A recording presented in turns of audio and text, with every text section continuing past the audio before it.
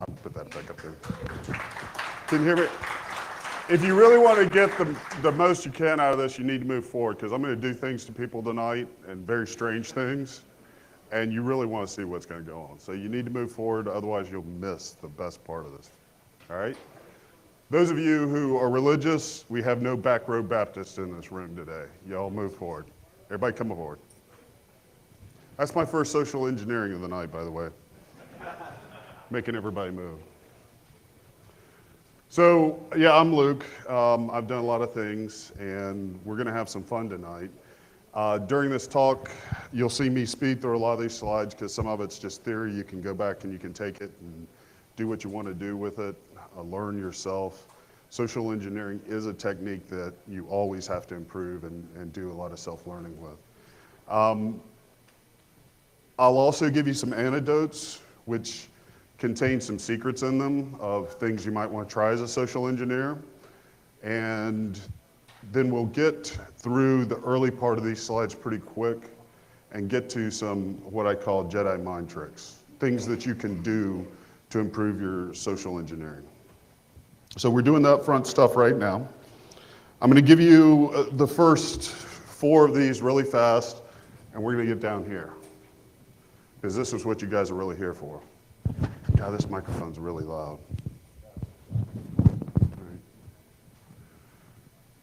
The things that you will take out of here are a little bit structure to your social engineering. We're going to talk about a social engineering equation that I use to help you kind of encapsulate what you do and how you do it, so that you know you're making successful social engineering attacks. We're going to tour some of the psychology, because it is important. Bottom line, just like you have Nmap and you have Metasploit, psychology is the tools for both your reconnaissance and your exploitation that drive these things. Clearly, to be successful, you have to understand your attack vectors. We're going to survey some social engineering technologies. I have my best list, because if you go out there and you try to learn social engineering, there's 1,000 names for the things that we're going to talk about tonight.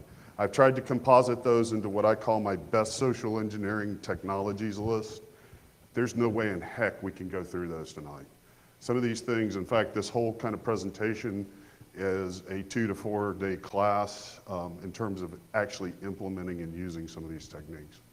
And then I'm going to give you 5 functional goal strategy combinations to begin think about, so that you're not just kind of spraying your social engineering out there. And then we'll get to the fun. Actually, we'll have fun throughout it.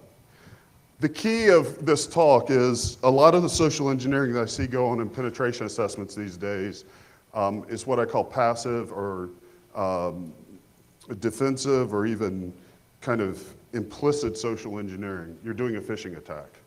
You take an email and you send it out to 10,000 people, or you set up a website and they let you come to the website and you social engineer from there. Sometime in your career, at some point in time, and unfortunately for me, I've had to do this at times when it's a life or death situation, you're going to be face-to-face or near face-to-face, and you've got to change the equation. That's the only way you're going to get beyond where you're at. And when you're doing face-to-face social engineering, it's not something you get to sit back for a week and go, let me write this great email, and let me send it out to 10,000 people, and I'll get my 1% or 5% or 6%, whatever your characteristic statistic is, for that type of phishing attack. No, this is one-on-one. You've got to go up against somebody else, and very quickly, you've got to change the equation. And that's the goal today. And honestly, with the 5 tricks that we're going to talk about today, you can change the equation. And you can become very successful social engineers. You can read the rest of this stuff.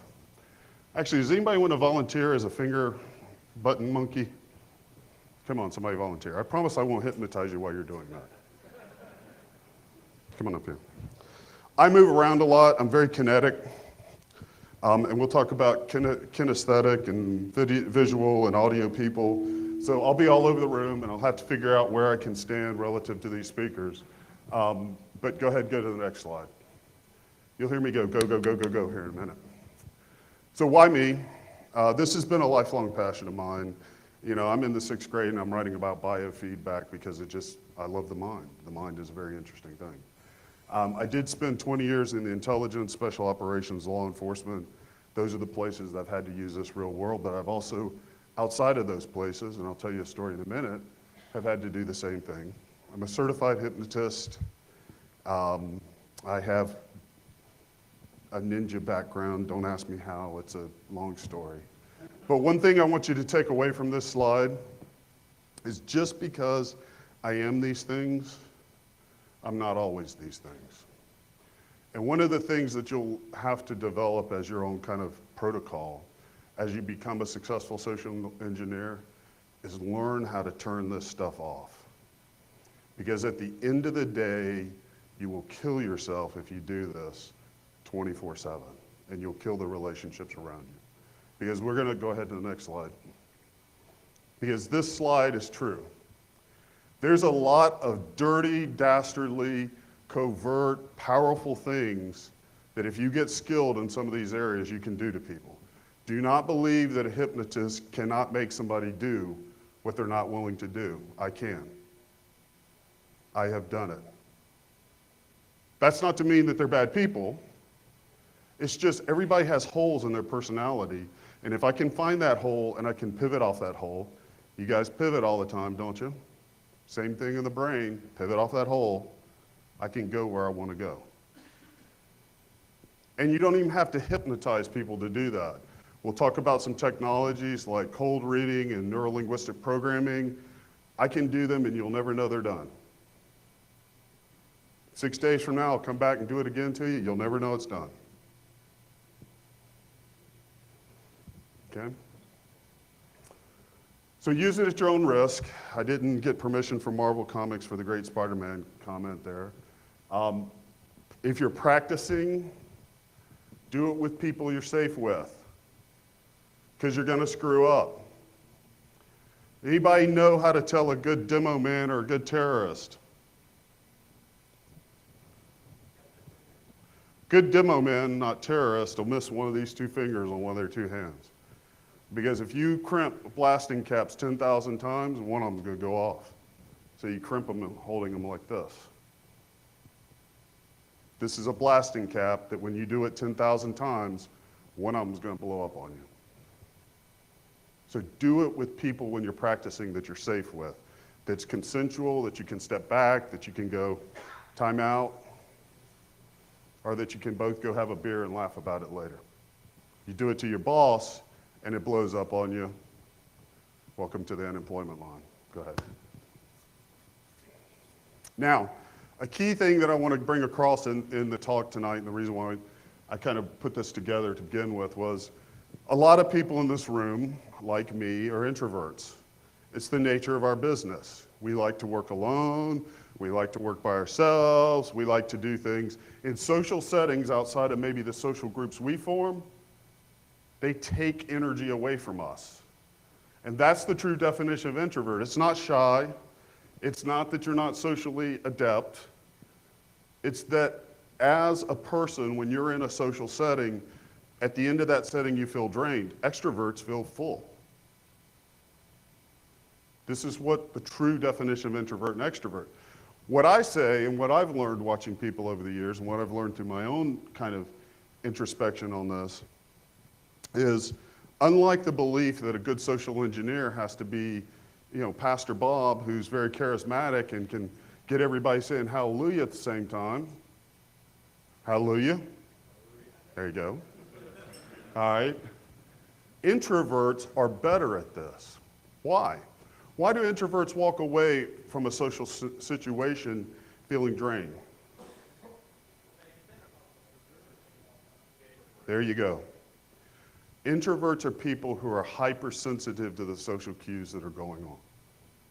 You walk into a room and you will feel 10,000 sensors going off, even with no one speaking. And if you're hypersensitive, that means you can pick up on the subtle things that an extrovert won't. Have you ever noticed that great sales guys, good extroverts, right? All of them, every one of them, almost to the T. They also are social morons.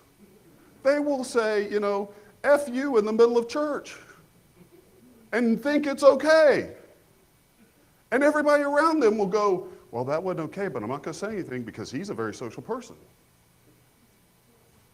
And they're not being mean or wrong. Thing is, they don't have the social cues. They're not getting them. And their brain just told their mouth to say, yeah. So they're not quite as good. Every one of you in the room is an introvert or close to an introvert, if you're in this profession, have a gift. You can do good face-to-face social engineering beyond anything that salespeople do. You just have to hone other skills. And you have to make the decision step beyond that kind of factor of, this is going to take away from me, I'm not good at this, and just go do it. Flip on to the next slide. All right, before we get into this, I'm a skinny, scrawny, not now, 19-year-old kid. Back then, which was the dinosaur age, actually working as an orderly in a hospital, we got to do a lot of stuff that people would go to jail for today. And the hospital I happened to be working in was the county hospital that had the entire first floor dedicated to all of the psychiatric patients in the county, which the majority of that census were people who were criminals, drug addicts, very extreme sociopaths, a lot of very abnormal behavior. Now, I typically worked the night shift, so I would oftentimes be one of the few men who were in the building as well. And we got a code red on the first floor, which got a boogie down there because probably bodies are flying at that point in time. And at the end of the hall were the two isolation rooms, or rubber rooms as they were commonly called, and I see a herd of people outside of one, which is normally my visual cue to head toward that one. And I head toward it dutifully, run in, get through the door, and I'm not a foot in, and I hear ka-dunk, and turn around, and the door's shut behind me. And there's 10 nurses looking in this little portal this big going, get him, which makes me want to turn and go, and there's a young man about my age who has had a lot of behavioral problems and also has a pretty good criminal history and was in isolation. I had worked with him before during that week. And he somehow decided to figure out how to make a metal shiv. And he's in this room, and he turns and looks at me, and I turn and look at him, and he proceeds to tell me he's going to kill me. Which was a little bit astonishing, since there are 10 people outside the door going to watch me get killed. So I begin to circle this person in the room, and we're kind of like in this little dance, going round and round, and I'm trying to kind of get my wits about me for a second. And I realize, while my brain is working on this equation, his mouth is explaining how he's going to dismember me and how he's going to peel my skin off and make a hat out of it. And so my brain kind of comes back to reality for a minute. And I look, and I'm kind of waiting for a second to see if there's other help that's going to come. There's no help. And it's a small room. It's a 11 by 11 cell.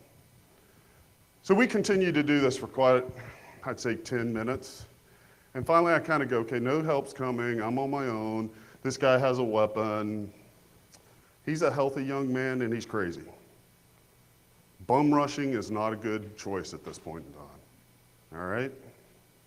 So I just kind of kneeled down and I noticed in the corner there was a can of Skull. And I kind of looked at him, I said, yeah, you're gonna kill me. But before I die, can I have a dip of that Skull? I'm kind of needing some right now. Now you got to understand, I'd never dipped in my life, so I had no clue what I was in for at this point in time. I just knew that that was some way to get this guy off of explaining how he was going to skin me like a deer. And he kicks it over to me, goes, yeah, I'll let you have some, since I'm going to kill you. So I take a good old dip, I shove it in there. And I don't know what shocked me more, the immediate rush of tobacco to my head or the reality that I had about 2 minutes before that tobacco peeled the inside of my brain away and I no longer had thought processes to work with, okay? So I had to start working quick. And I kicked the can back over to him. I said, well, why don't you join me since, you're gonna kill me anyway. We might as well both enjoy this. He squats down, picks up the Skull, and takes a big dip. And we kind of look at each other for a minute. He finally says, You're a good guy. And I go, well, thank you. He goes, I don't think I'm going to kill you. I go, well, thank you again. I go, but we have a problem because they're not going to let me out of this room until I take that knife away from you.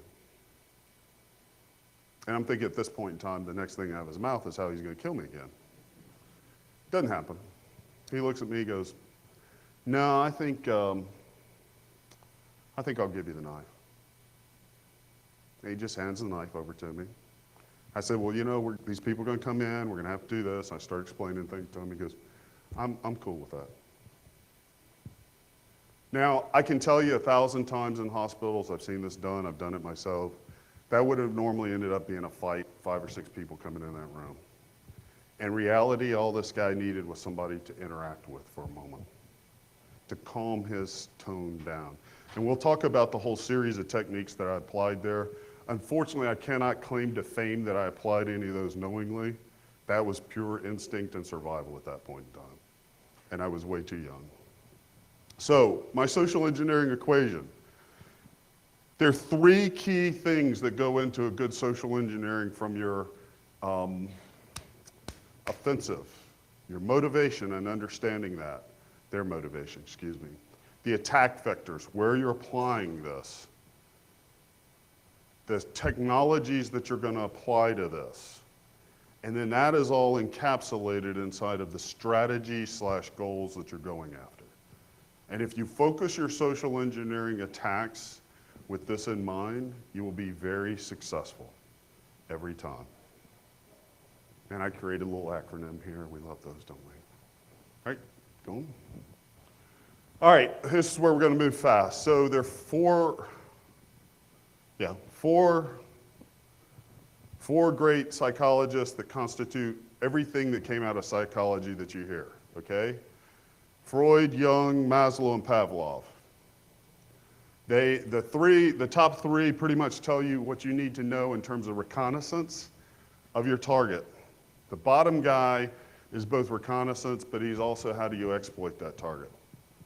Quickly. All of these things go ahead.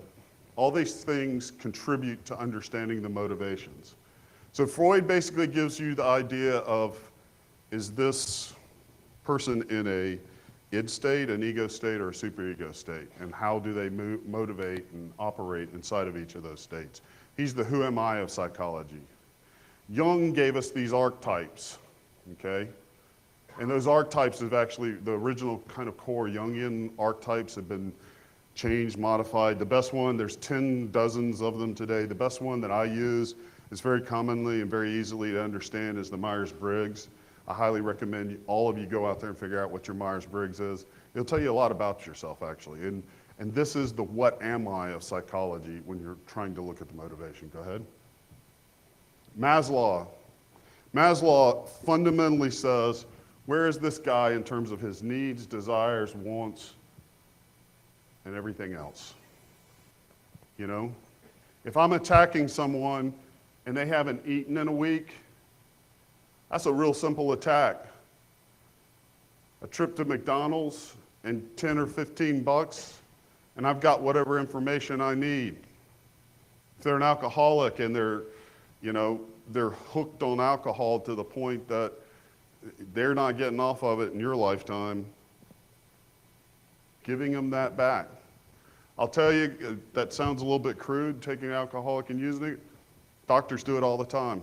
You have an alcoholic or a drug addict go into a hospital for a major surgery, they're going to keep them high. Because you do more harm to the person taking them off the drugs while you're working on them than you do keeping them on the drugs. And quite frankly, from seeing tens of thousands of people in this domain of addiction, you're not going to fix their addiction until they decide they're going to fix it. But Maslow basically says, what's my physiological state? Where am I in my safety factor? Love, self-esteem, actualization. And until the lower things are met, people don't start operating in this sphere up here.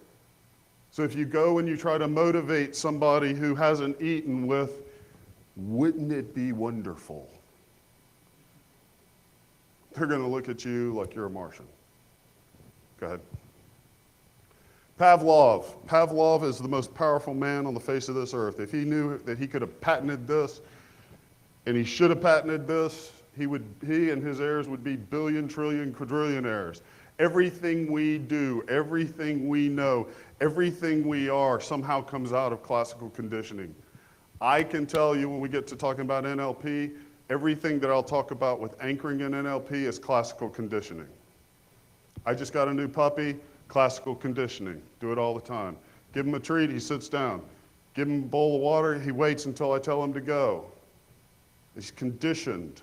We are too. Let me say a real quick thing. PTSD, it's not a disorder, it's classical conditioning. Happens to everyone all the time. You have anxiety for some reason you can't figure out. It's because somewhere, some stimulus anchored that anxiety state for some reason. It could be as simple as a color green. You happen to be looking at a color green when the car hits you from the side. Green will make you anxious. And how people sometimes anchor these things is weird and kind of different. So, I could be looking at the same color green, but what I anchored to was the fact I saw the car out of the corner of my eye. Okay? Go ahead. And Pavlov's the how do I become? So, to put this in hackers' terms, these guys are your Nmap and your Metasploit. Freud, Jung, and Maslow are your Nmap. Your id, ego, super, that's like picking your operating system. Your id's your Microsoft, your ego is your Linux, and your super ego is your Mac, all right? Maslow tells you what ports are open, and it kind of looked like that, didn't it? Remember the port diagrams we always see? That's kind of the port. It's where are you? What things can I come in and talk to you about that you're going to hear? If you're hungry, you're not going to hear something about meeting some goal, super goal in life, right? You're going to look at me and go, I'm hungry. Feed me. Okay? And Jung tells you what services are available in that. My archetype, I'm a mechanic archetype, ISTP. Okay? I'm borderline, so I'm not borderline, guys. I'm borderline between these types, all right? And ISTP is a mechanic. Mechanics like to do things. We we're good with our hands. You give us any tool, we'll figure it out. I could never figure out in the military. You could hand me a gun. In fact, the British SAS pulled this on me one time. We came out of the field, and I don't know how many of y'all know anything about ARs, but ARs break down to 5 basic pieces to field clean them and strip them, okay? This guy goes, I tell you what, let's trade guns. I want to learn about your AR. I'm like, okay, I'll do that. This is back when they had the bullpups issue. This frickin' bullpup broke down into 500 pieces I had laid out in an armory from one end of the building to the other. Okay, I got social engineered on that one. All right? And Pavlov is your Metasploit. How do you exploit these things? Everything you're going to learn to exploit in social engineering is going to hinge around anchoring and building some sort of anchoring system. If I want you to automatically begin to sit in this seat, I'm going to slowly condition you to move toward that seat. I may start with coming over here and standing really close to you in an uncomfortable manner in a way that most men should never stand between each other.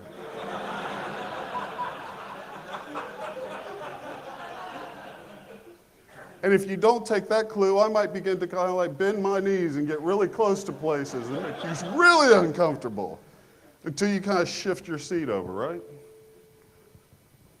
Now he knows that, so he's not doing it. Tricky. All right. But slowly you'll move over here. Got a great game. How many of you are single in here? Too bad. Next time you're in a social setting at a restaurant, play the salt and pepper chess game. It's fun. Okay? So you're sitting across from somebody. Figure out what that imaginary midline is between the two of you. Slowly, subtly, without making a big deal of it, act like you're throwing a little salt or pepper on your thing, and set that shaker right at the midline. And watch what happens. Then, a few minutes later, pick up the salt, whichever one you didn't pick up.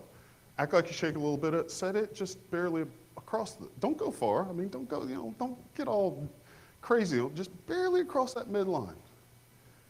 By the end of the meal, you can have a person sitting away from the table an inordinate distance and leaning as far away as you want them to lean, simply by moving salt and pepper shakers around to the table. You can do the same thing if you want their attention, pulling their stuff towards you. Okay? But play the salt and pepper game next time. Go ahead. Okay, attack vectors. Very simple, 3 Ps, people, process, and perspective. All the other ones that you can come up with are based on some combination of these. Okay, people, human beings, the human in the equation. Processes, we're going to get into this, and I'll give you some acronyms to remember the key things around this in a minute. Are laws, regulations, their internal processes, whatever, and perspectives are their emotional states, their self-actualization states, the organizational and entity states, the aggregate state of the groupthink. Okay, go ahead. So people attack vectors. Omar and, was it Rob or Ron? Rob.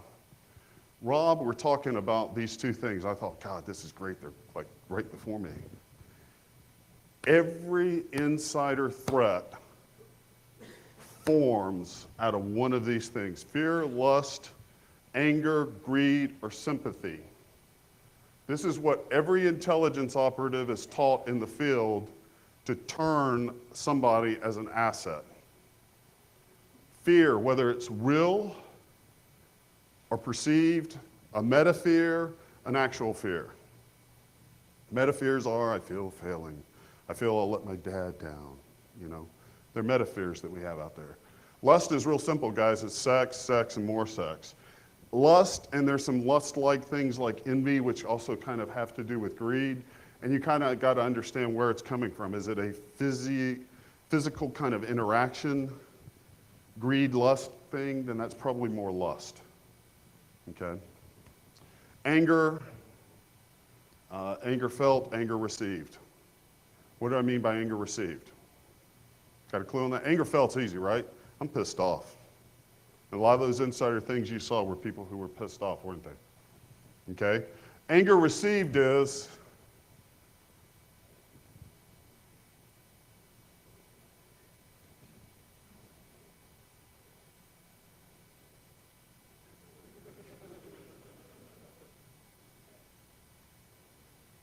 you're motivated right now, aren't you? To get away from me. Yeah. That's anger received. It could be as simple as that. And a lot of times that gets injected people into situations. When you're closing an asset as an intelligence asset, a lot of times they're on that edge. You push that anger button, push them over the limit. Get them in there. Greed is money, things having to do with money. It could be a car instead of money. It could be a nice house. But it's whatever their greed is. It could also be their former greed or their greed state. They've gone out, they've gotten themselves in a lot of debt. Now you're bailing them out of that. Okay. And sympathy is affiliation to a cause, love, empathy, and moral virtues. Believe it or not, moral virtues can be a downfall of people. And one thing I recommend to everybody, if they're going to become good social engineers, is get beyond the kind of moral things are off limits. No, they're not. Remember that there was an entire nation that I can tell you right now, all those people in that nation were not evil people that got behind evil people in Nazi Germany, weren't they? Because of their moral beliefs that were transferred to them. Moral virtues can get out of control. All right, next. Process, fire, flow, identity, rules, and environment. Okay, when you look at a process attack, you want to look at the flow. Can I change the flow? Can I use the flow steps to stop what's going on because this isn't working from a social engineering attack? What is the chain of command and custody that goes with that flow? Okay, let me talk to your supervisor. This isn't working. Okay? Identity, who owns the process? What's the leadership of execution? The role of the person involved relative to that. So you're inside of a process. Do you have the power to do that? No, you don't? Okay, I need to speak to somebody who has the power to do that. So you're not going to give me that, and you know I work for the CEO, right? You see how you're processing it, you're using identity in terms of a process attack here. Rules and laws, local, jurisdictional, internal, political correctness natures, internal complementary processes that may dictate things that have to go on. These are all important. You can stop something or transition something. I do this all the time with PII information. When somebody I know who doesn't need it says, well, I really need your social security number. I go, well, I really need to see the safe that you're going to keep that in and your PCI compliance and this, because under federal law, state law, I start spouting things off. They're like, oh, well, I don't really need it that bad. That's a rule and law process attack. And then the environment. The environment plays a huge thing here. Time of day, the organizational character. Do you guys know why these snake eater type people always do their missions between 2 and 4 o'clock in the morning?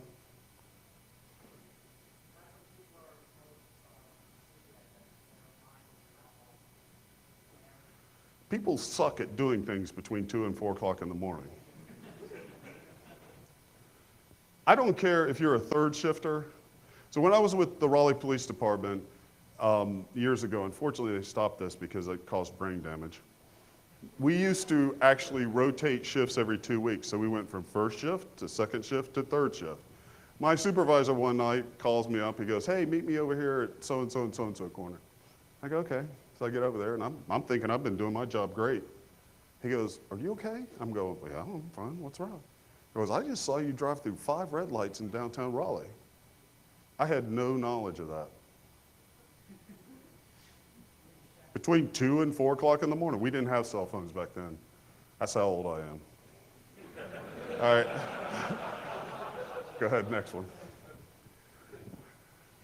Okay, perspective attack, FRAC.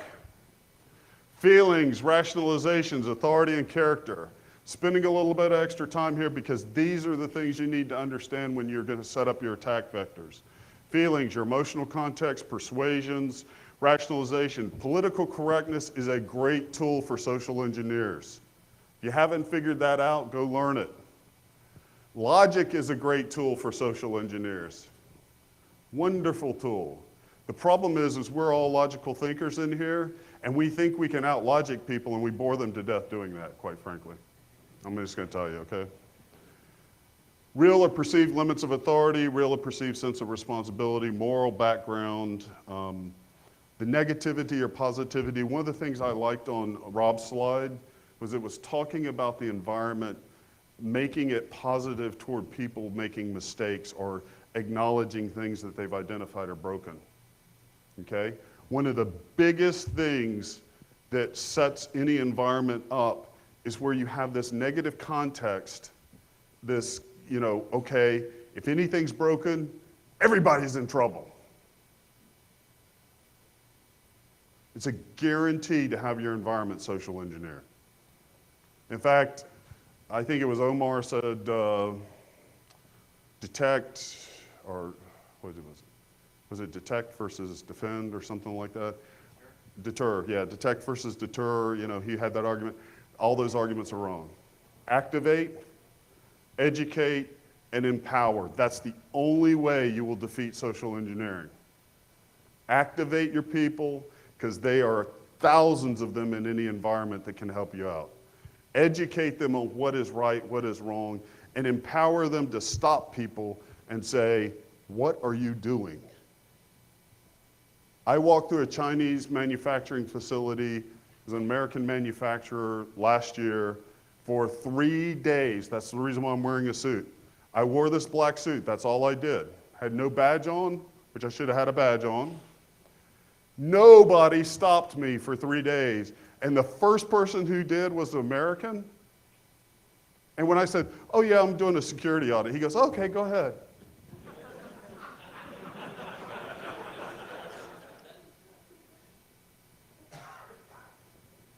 And that's a cultural thing.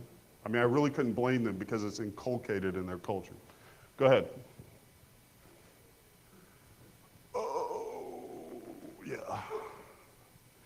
So the best set of social engineering technologies. Observation and intuition. Now you're going to say, duh. None of y'all do it right. We'll talk about it in a minute. Body language, language in general, and this is a whole topic in and of itself. Hypnosis, neurolinguistic programming, conistry, we'll talk about that in a minute, and cold reading.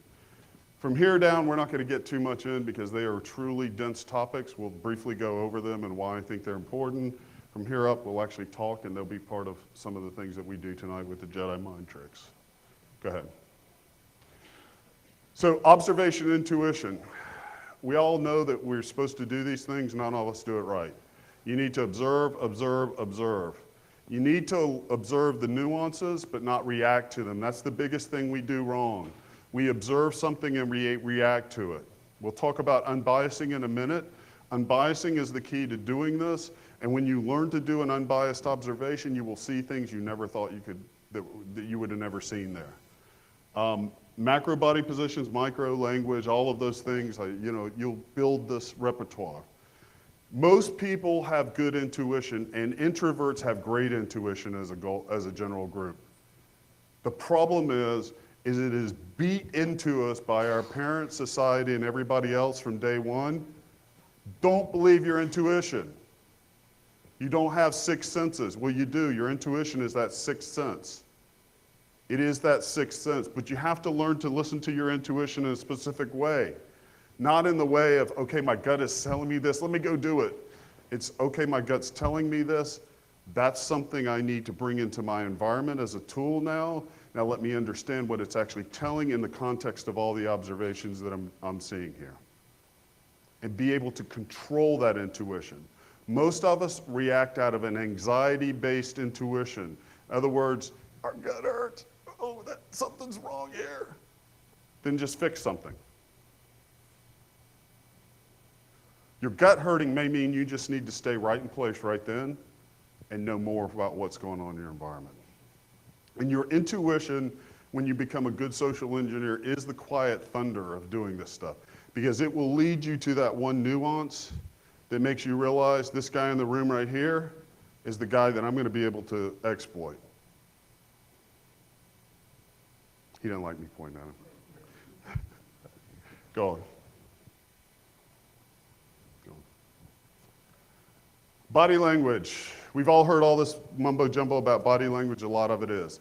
There's two kind of perspectives to body language. Most of what we hear is what I call the defensive perspective. In other words, what is Luke thinking right now by the way he's standing? Okay? I do that, but that's a small part of what I do with body language because guess what, people? You're going to presume my body language based on your structural concept in your mind. You're a right-handed person, you will look at my body language as a right-handed person. If I'm a left-handed person, I may be doing the exact same body language you're doing, but because I'm doing it from a left-handed perspective, it looks something different to you. I may not have eaten tonight, and my body language may be modified slightly because I didn't eat. It may be cold in here, and I may be hugging myself not because I'm withdrawing or I'm pulling back, or I'm creating a context of distance, which you're taught that's normally what that means. It's just, I'm cold as hell. It's real simple. So defensive body language you take with a grain of salt. What you can do and what you can rely on is offensive body language. I know my intent. When I decide to use that intent, I can make it useful to me and I can convey that intent, at least in a way that should be partially meaningful. Come on up here. You look like a good sucker. All right? Just stand there like we're going to have a good conversation here, okay? Now, we're just going to sit here and talk, and outside of him feeling awkward right now, he's going to think this is a normal talking position. We both have our hands on our hips. We could be animated or whatever. And, I mean, he's up here in front of a group, so that's a little bit awkward for him. He's got his backside to everybody. That's even more awkward for him right now. But I'm going to change the context slightly. Does that feel different to you? A little bit. Why? No idea. I moved 1 foot, 3 inches. Cops do this to you guys all the time, by the way. Let me tell you. It's a way we take control of a situation. You're taught to do this. All I did was take my foot, foot was in the same alignment, but because we were neutral, both squared off, it meant nothing. As soon as I slide it slightly forward, it means I'm taking control, and your brain will register that. And most people in most situations, now he's primed because there's a room here, will actually kind of go like this, and you'll see their body kind of move back. That's offensive body language, people. You know, offensive body language can be used for constructive things. Yes or no? If you want to get picked up by a chick, or girls, if you want to get picked up by a dude, and you're having lunch or dinner with them, is it best to sit across from them face to face so you can have a healthy conversation? Why? Because you shouldn't talk to them? No, it's barrier. Some people think it's confrontational. If I put you in the right situation, it is. But it's barrier. It's that game I just talked about a minute ago. If I put us like this, we're now associated. So here's dating trick number 1. Quit sitting across from your date. Sit down.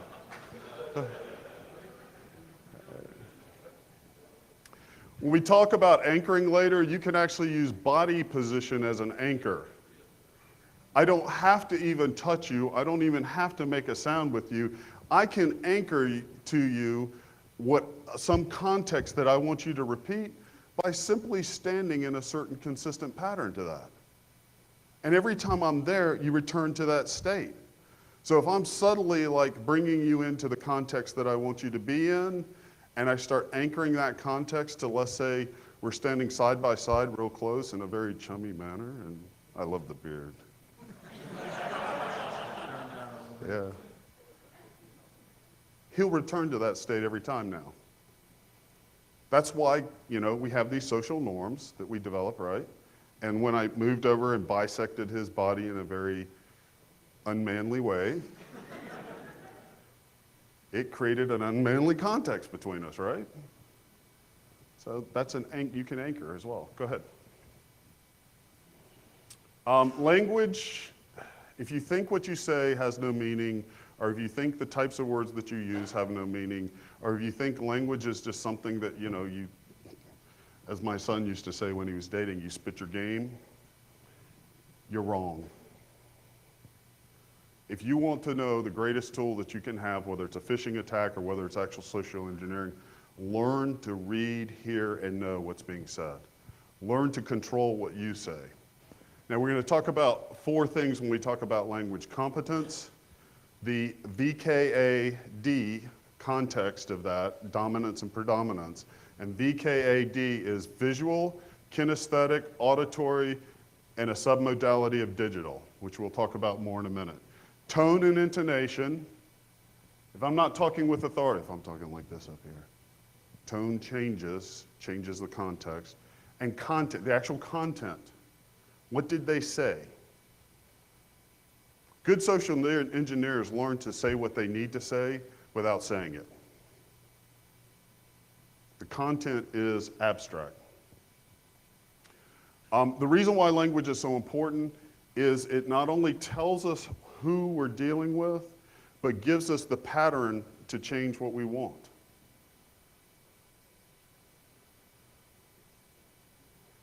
Who wants to volunteer? I'll actually be nice this time. Come on up here.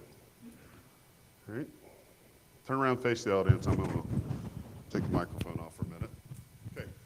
I want you to tell me, just tell me a fun thing that you did this past summer.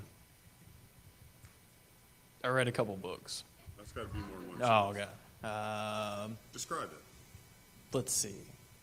I went to the beach and hung out with some of my family and my friends, and saw some movies while we were there. And did you like them, or did you? No, yeah, they were all right. Okay.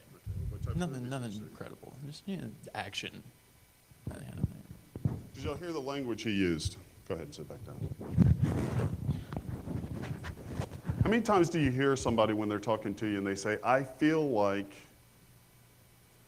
did you see that? Now, we think that they're saying see because they're trying to convey a visual. They're actually conveying how they interpret the world as visual. Now, I can tell you that he is probably a kinesthetic auditory person. Those are his dominant systems. He probably likes a lot of music, don't you? Mm-hmm. You probably interact with the world with your hands a fair amount, don't you? How did I know that? I didn't hear anything visual in what he said, and he talked about going to a movie. The most visual thing you can go do. Little trick. Learn this, you'll get free beer all night long. I used to walk into bars and ask and tell the barmaid, bartender, I'd say, if I can talk to you and in the next 5 minutes tell you 10 things that I don't know, that a stranger should never know about you, I get a free beer.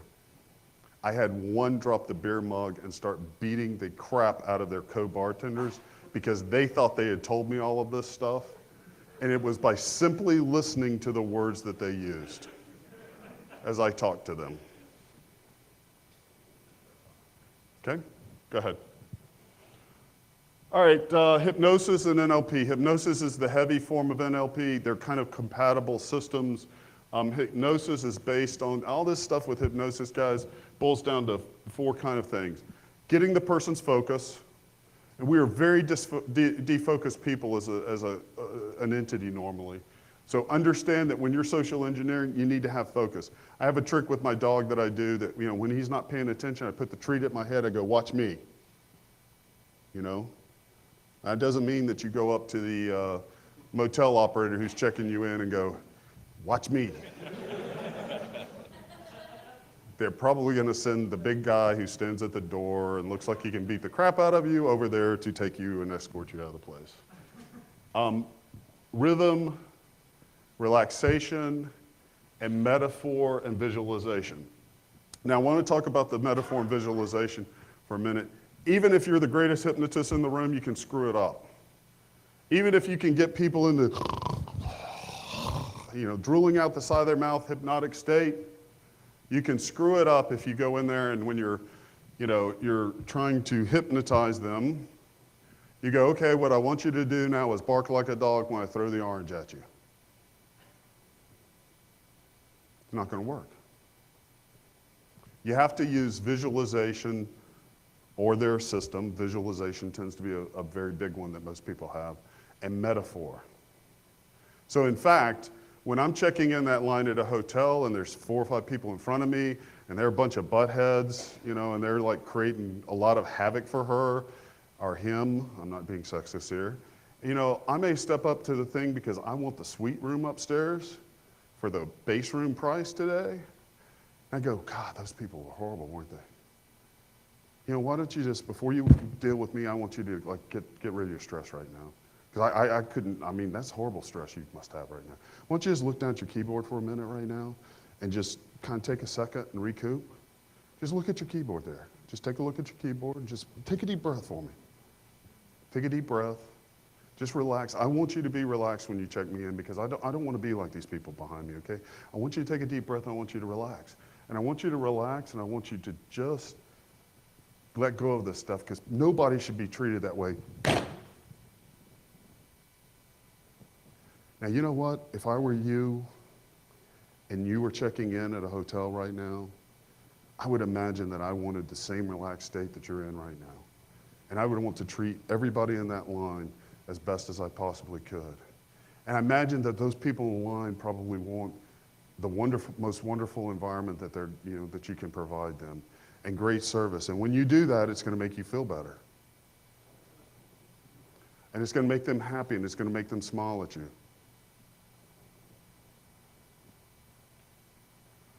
Nowhere in there did I say, give me the room upstairs that's a suite. Did I?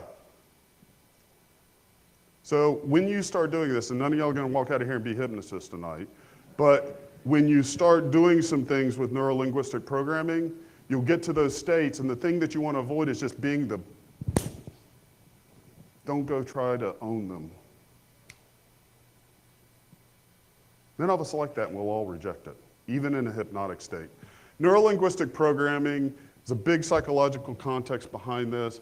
It basically consists of rapport, some hypnotic concepts that are in there, and it's all waking hypnosis, classical conditioning, and state language. State language is just, understanding the person's state and moving them between those states.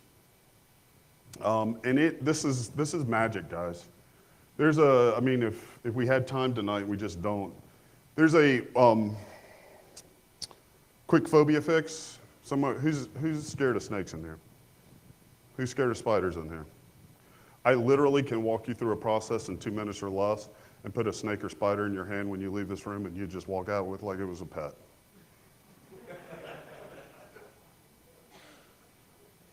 It's that easy. That's the magic of the stuff. Go ahead. Okay, conistry and cold reading. These are some kind of meta topics. I like reading about conistry because these guys have a science behind what we do as social engineers. They have a language, a programming language that describes that science.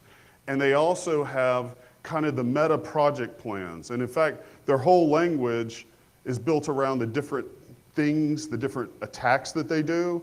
And each one has its kind of own little plan around it. But here's some of that language and here's some of the plans. And they all know that in the end, you have to deal with what you've done. That's the key thing that conistry teaches that social engineers don't do all the time. Every great con will do these last three things there, which is taking off the touch, blowing them off, and putting in the fix. Putting in the fix is the step that they do that makes sure that that guy that they just ripped off for $15,000 doesn't come hunt them down and kill them. And when you become good social engineers, even when you're doing this in a pen test, and you're social engineering the CEO or COO of a company, you don't want him to hunt you down and kill you. Okay. Cold reading is another one. It's basically all the things you hear about, palm reading and tarot cards and all that sort of stuff. Hokey pokey bullcrap, but it's actually science. It's actually a science of pattern and talking to someone that you can covertly elicit amazing amounts of information, develop tremendous amounts of rapport, and also begin to have this person functioning as your agent. It's kind of, I use the language stuff that I was talking about earlier and cold reading together, combined, that's how I get free beer. So go ahead. And now, the final thing here is understand there's 5 goals that you can achieve with social engineering, and there are 5 strategies that you need to build around those. Your 5 goal states can be people, actions, defense, information, and truth. There really is nothing else, okay? And each one of those has their own strategy. It would take some, whole night of talking about the strategies. Because when you're talking about people, are you trying to identify them as an asset? Are you trying to leverage them one time? Are you trying to turn them as an asset? There's lots of strategies that you have to implement around that. Actions, how do you go in a very precision surgical manner, get this action done, get out? Different strategy involved with that. Defense, your social engineering attack has blown up and the 3rd Mongolian horde of their police are coming over the hill. How do you stop that from happening? All right, go ahead. All right, now we're going to jump into the Jedi mind tricks. Go forward. The first are the basics.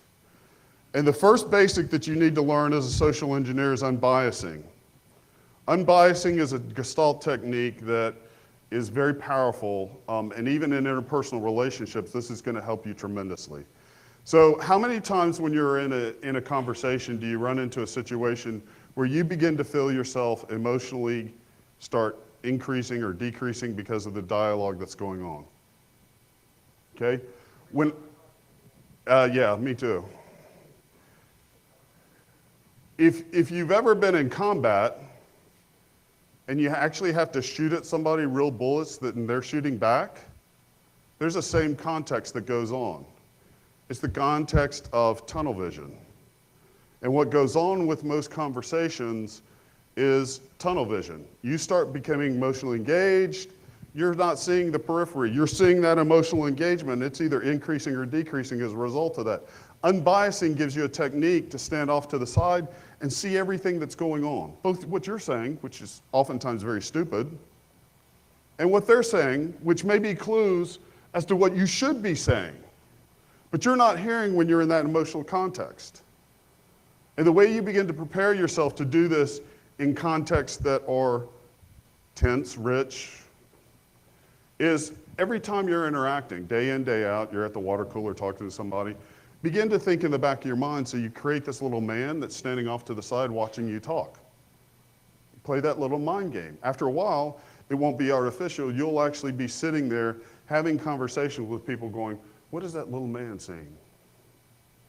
It's amazing. It's like two conversations going on in your head at the same time. Why do you want to do that? Now you're observing when you do that. You're not observing them, you're observing the entire context. You're observing the fact that you didn't hear that they were a visual person, and you're talking in an auditory language over here. Now, just an aside before I get too much further with this, one thing, and everybody who's got a healthy or unhealthy relationship, I'm fixing to make it healthy tonight, healthier, okay? Understand, and we as introverts, hackers, computer people, logical people, we do this monstrously. When someone says to you, I feel bad about that, and that, that you just didn't do what I wanted you to do, okay? It does not matter what logic you apply until you acknowledge and accept their perception of the world. And that's what unbiasing allows you to do, is to begin to see the whole perceptual context that you need to look at. And to be a good social engineer, you have to do that. So start today in every conversation, little and big, have a third man off to the side looking at what's going on here. Now, I was just talking with him and having him talk, and I was having to do these 5 things, but how did I hear the things that you guys didn't hear? Because I got my little third man standing over there listening for me. Okay, that's unbiasing. It's a great technique, whether it's social engineering or just having a better relationship with people. Learn the context of the person's thought processes. Are they visual? Are they saying words like see, paint? If you listen to those words, are you seeing a picture as a result of it? That's a visual person. If I'm a visual person, by the way, I think it's roughly 60% of people have a predominant visual system, just as an aside, so you can play stats if you want to sometimes. If I'm a visual person and you start talking to me about hearing, the sound of, sounds like, I will hear the words out of your mouth, but it would be nicer for you to speak them in Russian to me, because I'm not paying attention to them.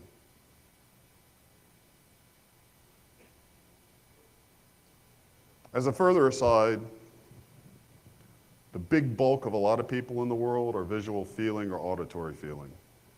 And they're one or the other principal dominant structures. You rarely get somebody who's just one, okay? If you hear the word, I feel like, it weighs heavily on me, that was dragging out, what's that? It's a feeling person. Now, what's this digital creature? Okay, I want everybody to stand up real quick. I want everybody to look at the room and everybody in it. That's the digital creature you're dealing with. The bulk of you in here have some sort of digital context. Go ahead and sit down. Digital context is a person who is using what I call neutral words, or may use a chaotic usage of the other systems, V, K, and A. In other words, they switch from context of seeing something to hearing something to feeling it all in one sentence, or right next to each other. That's a digital person. They're speaking very precisely. Digital people are people who tend to be extremely highly logical. They may or may not have a predominant system because of some sort of event that took place in their life, or they deal very abstractly with the world around them. A lot of surgeons, for instance, because they have to deal with, bodies that are bleeding blood and gunshot wounds and things like that, may be digital people, okay? Digital people are kind of a submodality that people slip in from time to time. Another thing that you need to do with language, we kind of brushed on this, go from you want or I want or can you to metaphor. Metaphor would be, instead of you would want or will you will, you'd want to have that bigger room if you traveled 15 hours, wouldn't you? If I said that to you, you'd be far more wanting to give me a room than if I said, won't you give me that room? Notice how that shifts the context between how I approach somebody. It both gives me an out and it gives them an out. It's not taking a hammer and beating somebody with your questions. Here's a big one, people. Your biggest trick in your social engineering bag is ask. How many times do you just not ask? I have asked for a tank and had it handed to me. I didn't know how to drive it, but I did get unstuck the vehicle that I had stuck in this big mud hole as a result of asking for the tank. But I asked for a tank. Okay? Another big one of the basics. Learn to use silence.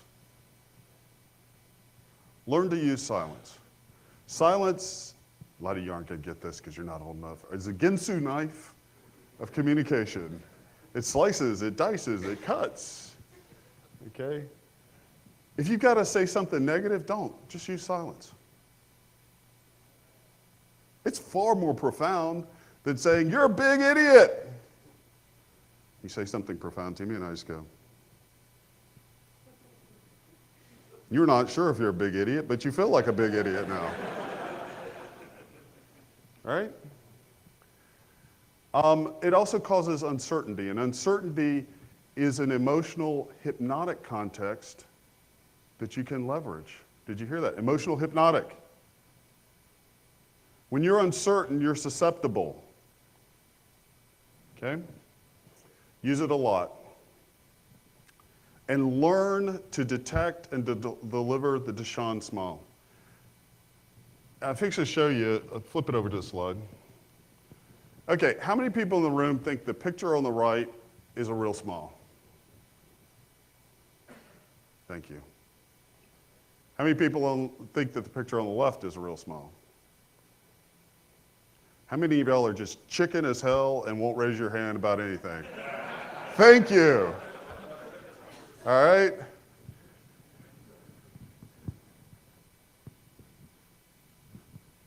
That's the real smile. All of you wanted to say that, didn't you? Or most of you did. Please tell me.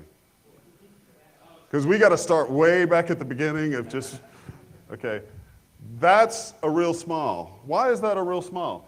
The eyes, exactly. Look at the eyes, look at the cheek, look at the engagement of the muscles around here. Deshaun was a psychologist who, back in the day when we could do these fun things, hooked people's faces up to electricity to try to reproduce real smiles and showed these pictures to people and said, which is a real smile? And he discovered the characteristics of what made a real smile. Okay? And believe it or not, at a deep, deep unconscious level, we respond to a real smile. It is disarming, it is one of our elements of truth detection, and it opens the door to rapport. Now, this girl's doing a hell of a job of trying to create a real smile over here, but she can't she? So you might ask me, Luke, then how do we do that as good social engineers? Because A, you need to be able to detect when somebody's fixing to push the button up underneath the table and have you put on the floor, because they're going, yes, I'll do that for you. Call 911. I'll tell you a quick story. Or when they're actually going to do what I said. And they're engaged with me, right? We need to detect that. We also need to know how to use that smile. So how do you get a good Deshaun smile? Anybody got an idea? No, you don't put itching powder in your underwear.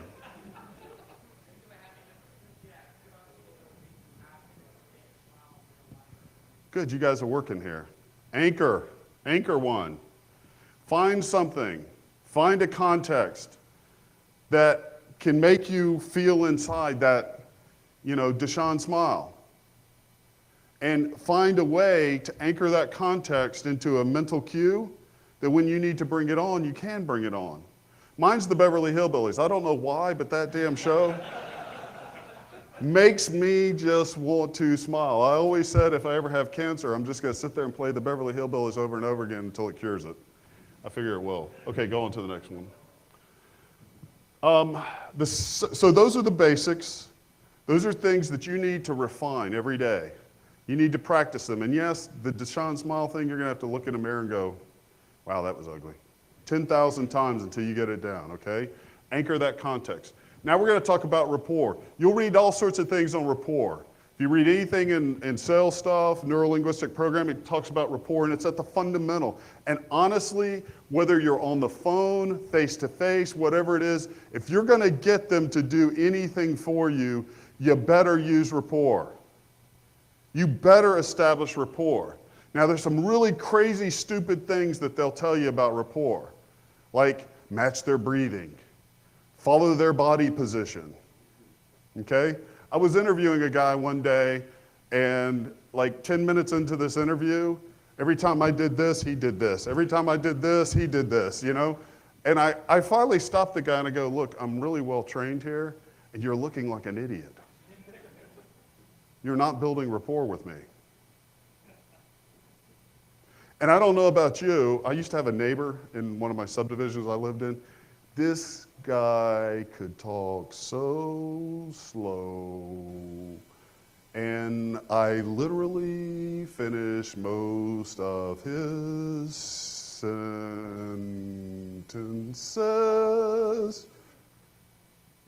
And I think he took 5 breaths in an hour by the way he talked. I could not match his breathing if I wanted to try. It would kill me. Now, what does it mean, match your breathing?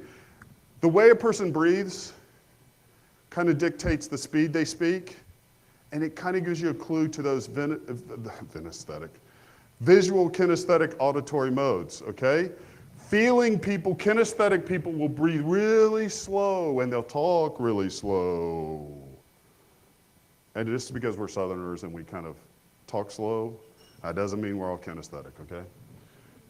A medium kind of pace to breathing or speech tends to be an auditory mode.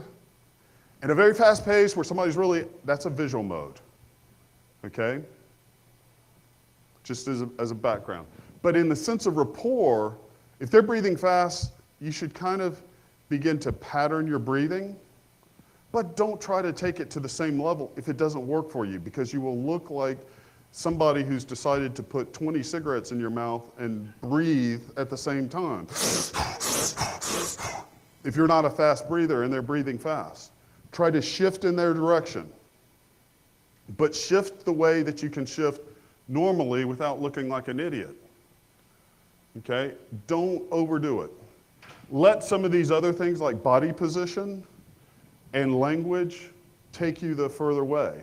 So body position, yes, reasonably we need to match body position. But if the person scratches their head and puts their leg up, you shouldn't go. Okay? And it's also a mirroring. So it's not, put your leg up.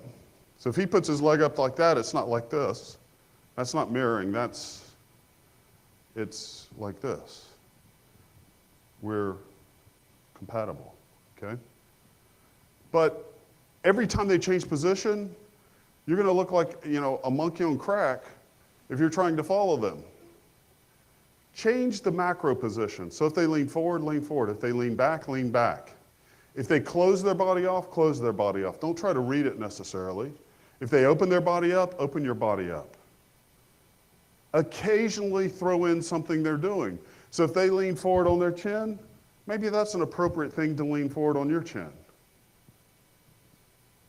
Slowly, the two of you, you'll actually find when you start doing these things, you'll actually start feeling the rapport back. You'll be going, man, I like this guy. Huh, this is cool, as you do this. But if you try to do it, like I said, a monkey on crack, you won't.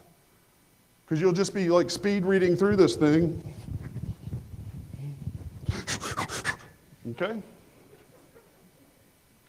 And then language. Start matching their language. If they're using a visual mode, use your modes, but add some visual to it. You know, I really feel like that will work for us, but I can see what you're saying about the changes that we might make. So I'm a kinesthetic person, but I just went to a visual mode. I added see. Match the context of the words with them.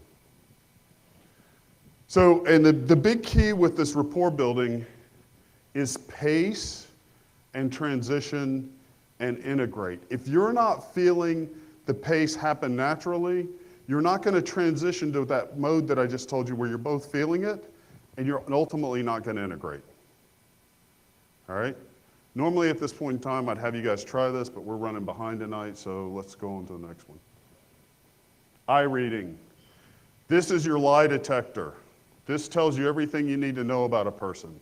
I tell you right now that I can beat every polygraph ever by telling you whether a person is true or false if I have 5 minutes to talk to them and then watch their responses just based on their eyes. Because eyes don't lie. My boss is in the room tonight. When he came in, I actually did a little eye technique on him. He didn't know it. He's going to go home tonight. No, I'm just kidding. No, he walked right by me, and I actually used the fact that I didn't look, even though I stand out because I was the only guy in the room with a suit on, for him not to see me. And that's a great thing. The eyes convey power, people.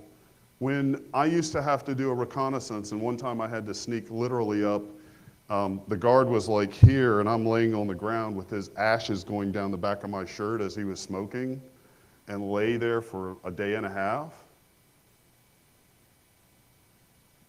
The reason why I was able to do that, outside of having a lot of good camouflage on, I never looked at him. The eyes tell you and give you so much power in terms of a person. If you cannot make good eye contact in this room, you can't read eye cues, and you won't be a good communicator, so learn to overcome that. I told my son, my older son, he was a little bit awkward dating, and I told him, look, I want you to go to school, and the 5 most beautiful women in the school, as you walk by them in the hall, I want you to hold eye contact for 5 seconds. I said, I promise you by the end of the day, you'll have one of their phone numbers. He wouldn't do it. He wouldn't do it, he wouldn't do it, wouldn't do it. 2 weeks later, he goes, Dad, that works. It does. Now switch over, let's go to the eye accessing cues. These are real. Learn this map. This is also for a right-handed person. When you get these slides, it has a good thing that you could go look at, and it's interactive. Basically, when people are in a visual frame of mind, their eyes are going to be looking up. And whether they're constructing something, which means they're building it, the picture in their mind, or whether they're remembering, which is they're going into that memory and grabbing it, depends on which ways they go. Auditory typically is a midline movement of the eyes, and then kinesthetic and feeling are down. So how do you use this? Well, first off, you use it by just understanding those VKAD concepts. Okay, they're visualizing it in their head right now. Okay, they're visualizing it. Okay, this is a visual person, right? The other thing is, this is where lie detection happens. If you have somebody, if we had enough time, I'd have somebody come up here and I'd go, okay, everybody watch this. I want you to tell me a story that's true. and I'd make you watch their eyes. Then I'd say, I want you to tell me a story that's false. Their eyes cannot match what they did when they did truth. More than likely, when they tell you the true thing, they'll be hearing what's going on, they'll be feeling what it made them feel like. They may have to occasionally look at a picture. Normally when they lie, they've got to construct the hell out of that thing.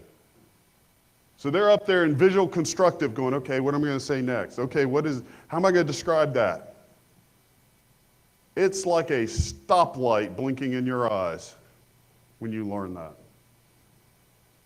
Okay, flip over.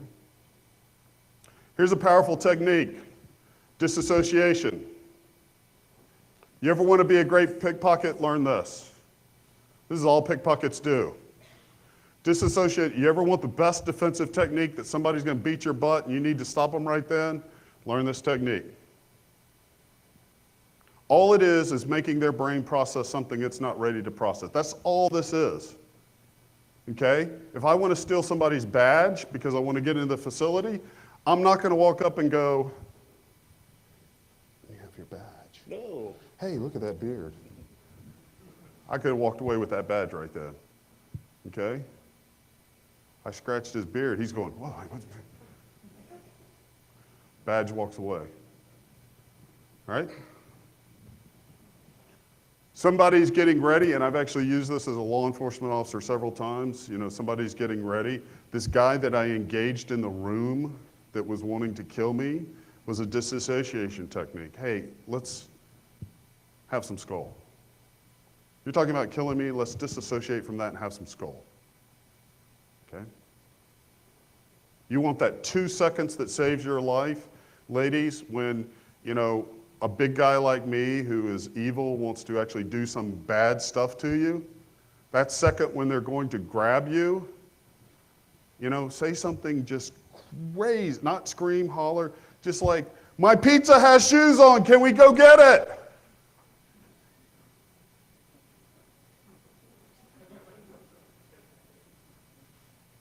First off, if I'm attacking you, I'm suddenly wondering whether you're crazier than I am. All right?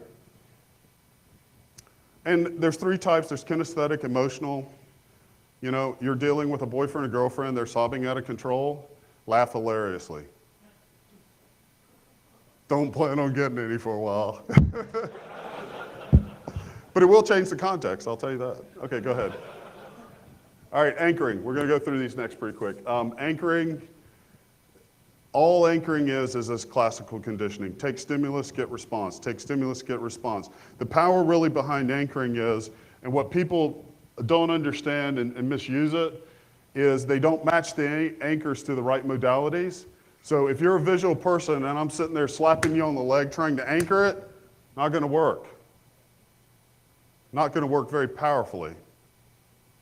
I need to deal with your visual cue. So maybe I just go, that's all my anchor may be. Okay, I got it. And I anchor what I want. That's number 1. Number 2 is, don't go for the gusto right off the bat, people. You know? That's what everybody tries to do when they learn anchoring, is they try to go, okay, this is what I want, I'm going to go get it with an anchor. No, you may have to go 6 steps. You may have to anchor him scratching his nose, to getting up across the room and getting a glass of water, to sitting down and reading a book, to then handing you the ticket that you wanted to begin with.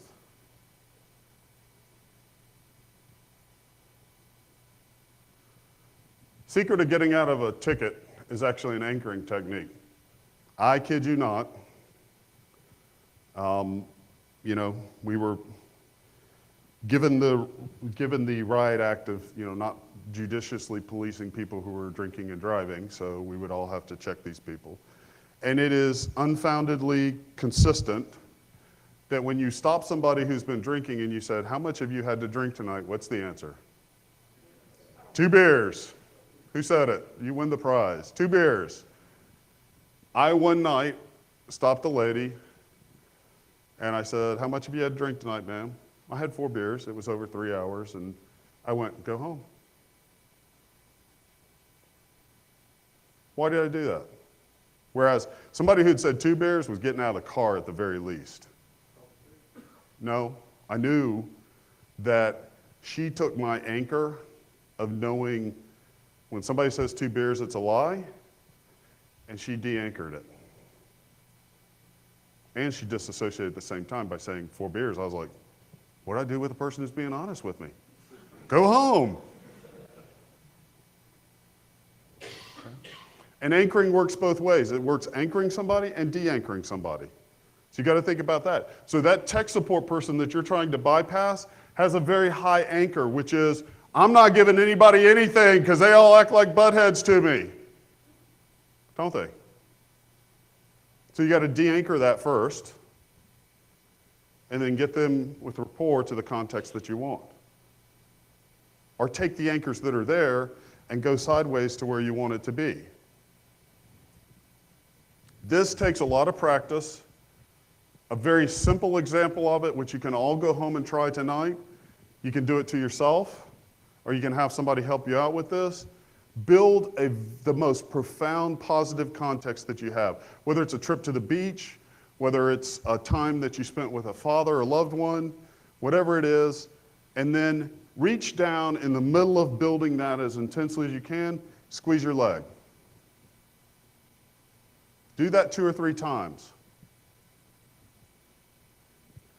Tomorrow, when you wake up, squeeze your legs and then determine how you feel at that. You're not necessarily going to flash right back to that moment, but see if you don't feel good, no matter whether you felt bad before. Now, that may not work for a lot of you because a lot of you may not be kinesthetic at all, so squeezing your legs is not going to do anything for you. It's numb. So you may have to then try and go, okay, well, let me tap a spoon and try that.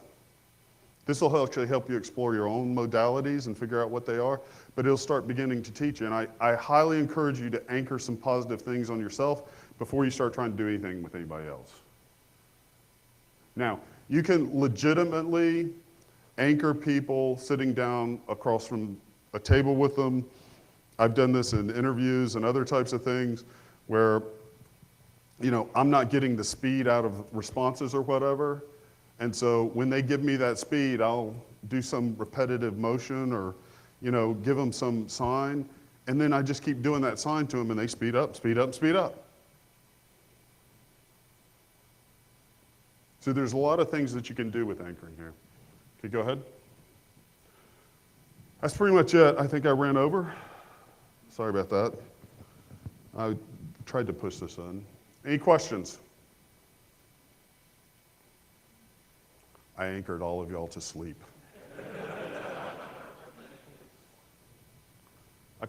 I think they have a copy of them. Yes, go ahead.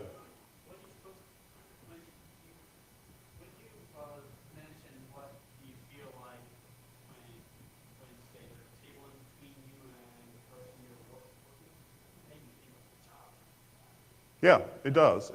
It's confrontational for a lot of people because that's the context, but mostly what it is it's divisional between people. And it's turned into confrontational because superiors use that context to create a confrontational authority component to it.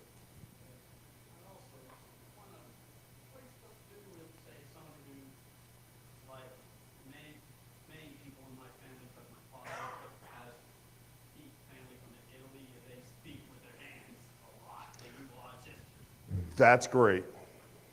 That's wonderful.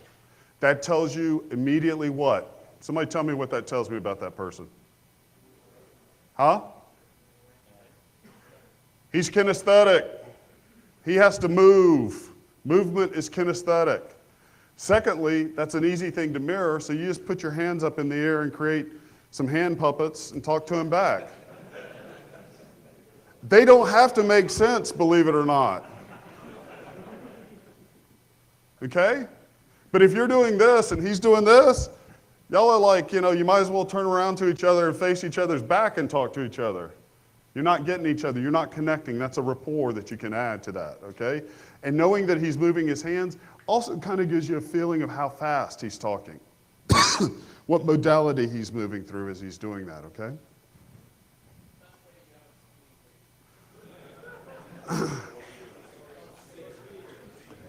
It's called a PJC. And if you haven't had another speeding ticket in 3 years, it's a wonderful little thing to use occasionally, okay? Okay, if you're dealing with the highway patrol, 0. I'm being honest with you. You know, as a police officer, I'm going to be very candid with you.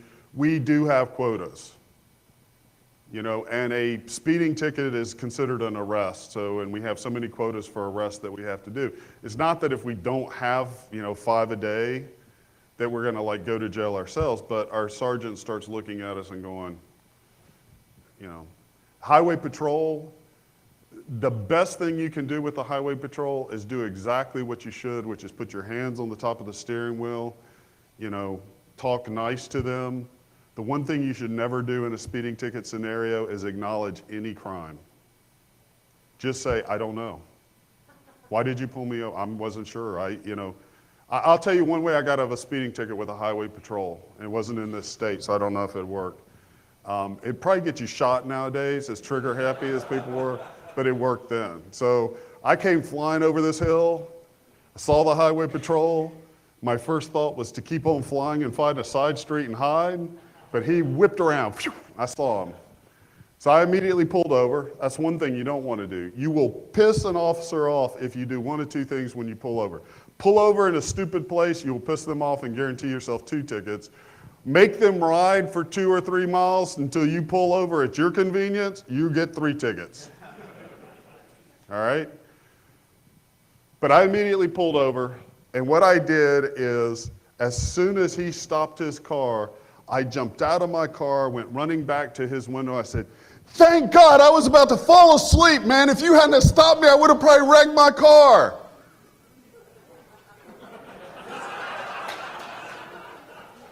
He looked at me for like 5 minutes. It was an eternity. He goes, well, son, there's a coffee shop down the road. You get in that car right now and you get down there and get you some coffee. The reason why I get you shot nowadays is they want you to sit in a car. And that was a calculated risk on my part, but it was one I pulled off effectively that day. No, I mean, the one thing you can do with police officers, remember, here's what police officers get, if the smart ones learn very quickly. So you deal with each other and other people all the time. The only time you deal with a police officer is when you got your ass beat, your house stolen, your stuff stolen out of your house, or you're getting a speeding ticket. So your context to a police officer is typically anchored very negatively, which means we know that, we come up and we're guarded. So the more you can be conducive to that officer doing his job simply, easily, and fun, the better off you're gonna be. I would say more than 50% of the time, the decision to give you a ticket or not is largely made. You can, if he's on the borderline with that, you might be able to flip him by being funny or not sarcastic. Watch sarcasm. Cops have a very low tolerance for that, okay? But being just, easy to get along with. That's about the only thing I can tell you. And with the highway patrol, that's probably very close to 0. Anything else? All right, yes? What did you pull off of our 3-second conversation? What? Let you key in, Well, first off, some of your eye movements tell me that. The way you constructed things was in a feeling modality. Secondly, you used words that were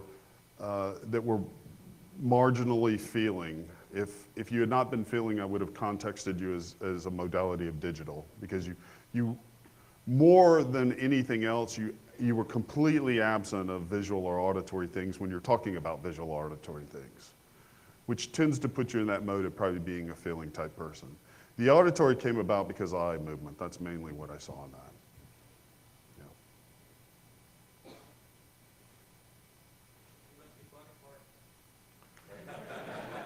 No, I'm actually the guy that's normally sitting back in the room, just like watching people more than anything. Go ahead. Is there anything interesting or that you can do if you detect somebody is trying to pull some of these techniques on you? Say they're doing mirroring or anchoring or trying to pull one or two things. How would you react to that? And if I see somebody in interview trying to do these things, can I just like shut them all down or what? It depends on whether you want to have fun or whether you want to make them feel like a jackass, to be honest with you. I have made people dance around like monkeys on cocaine who I detected were mirroring me. I would speed up my movements and I would like overdo them and, and they'd be jumping around in their seat, and I'd go from forward to back and forward to back and they're trying to follow me and you also get to a point where they're doing that so much that they're not hearing a word you're saying at that point in time. So you can start adding stupid phrases in there like, you got a green face today. And they'll just go, yeah, uh-huh. So you can have a lot of fun with people like that. Yes, go ahead.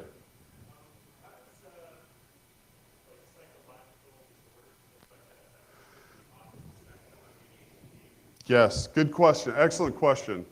So everything with this, when we talked about body language earlier, that's one of the things, reason why I say defensive body language is only marginally useful, because it only takes a shade of anything to totally modify the meaning of that. Very similarly, everything up to the actual eye accessing cues, you have to like read the whole person and kind of understand, am I getting something that feels sane here? And if you don't, there may be some underlying issue going on. Now the eye accessing cues actually work pretty effectively even on people who are well beyond the norm. Now you do reach a stage with that where all of that stuff breaks up. But the thing that you got to learn to do is not depend on any one of these things. You've got to, and that's what that unbiasing does, make you step back and look at this and go, okay, I'm seeing this guy go from visual, auditory, kinesthetic, visual, auditory, kinesthetic, video. Something's wrong with that, and people don't do that. Okay? So maybe I need to turn that off and see what a bigger picture is going on here for a minute. Autistic people are really easy to pick up, even in the most subtle autism, not because of anything else other than they will demonstrate little subtle, non-social things that you can go, that doesn't feel right. And those are the things that you start looking at.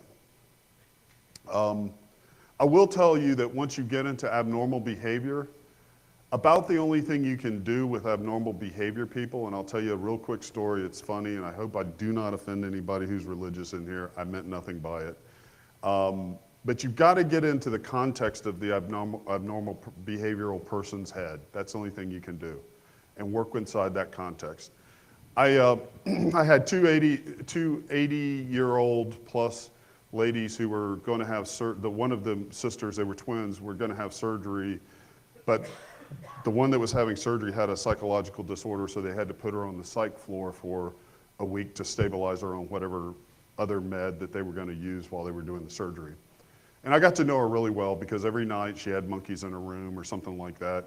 The nurses wouldn't do this, but I'd just go in, shoo, monkey, get away, get away. Make her happy, she'd go to sleep, okay? And I think her name was Edna. I cannot remember for the life of me. But we got up to she got up to the surgical floor, had her surgery. The doctor needed her to get up that day and walk, as they do with most people after they have surgery. And every time the nurses would just about get her to get up, her and her twin sister had this kind of, dialogue thing going on, and the sister would, oh my God, she's gonna get hurt! And the Edna would fall back into bed, just limp. And so they called me up there like, Luke, she's gotta walk. We cannot get her up. The sister keeps, undermining this. She's gotta walk. So I get her in there, and I had a little bit more rapport, and I thought I could. So I'd got Edna sitting up, and we started to stand up, and sure enough, the twin sister does this again. And Edna just goes limp, And I'm sitting there thinking for a minute, and we had talked a lot about Bible and stuff and religious context. My father's a pastor, by the way, so, I can talk religion with anyone pretty much.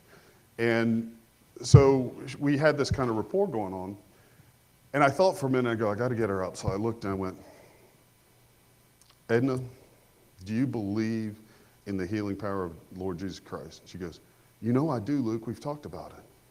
I said, look at me. I said, right now, I want you to understand this and believe this. Rise and be healed.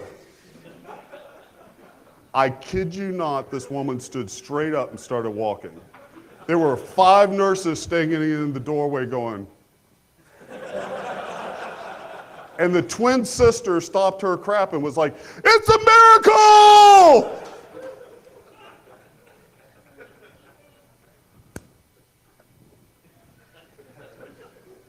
I just thought it was funny, actually.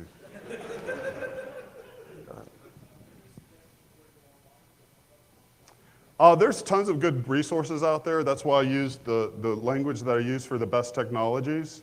You'll find a lot of information on neurolinguistic programming, a lot of resources around that.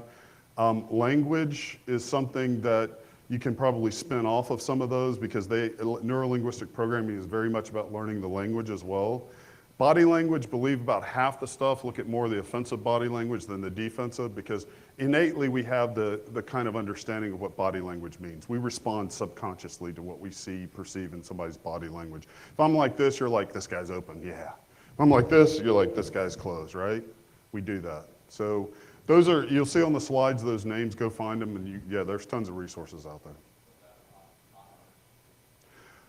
Actually, the best thing to do on that, there's some sites for that, but there's some books you can find on Amazon that are just fun reading. They're old history of cons and con artists and the cons that they pulled off and the language they use and what they ended up doing and that whole gamut of things. And that's just fun reading, I'll be honest with you. Yeah. All right, guys, let's get done. I got to go pick somebody up at the airport.